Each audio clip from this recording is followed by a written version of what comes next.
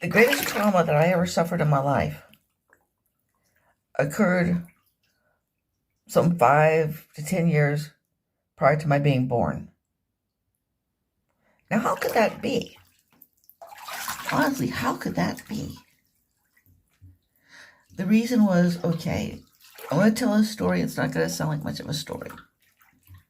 This lady felt an overpowering physical attraction to this man. Okay? He asked her out on a date. They dated 3 times and he stopped calling. Not much of a story. They didn't have sex. He didn't promise to marry her. Didn't lie to her or anything. It was just 3 dates and that was it. She never got over it. She had a nervous breakdown or something very close to a nervous breakdown when he stopped calling.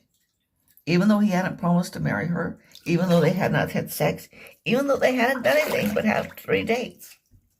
A little bit of kissing, but that was it. Okay. My mother told me about this when I was 5 or 6 years old.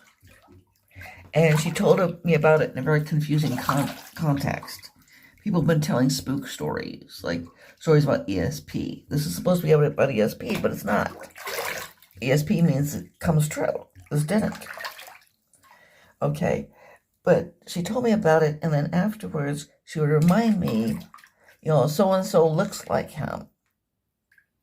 So-and-so, this guy looks like him. That guy looks like him. And then she'd talk about the trauma again. Whenever I suffered any type of rejection, it was compared to her rejection by this man. Always compared to it. And it was always get me upset all over again.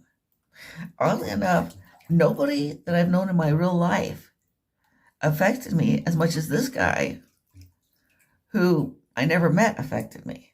I can't say his name.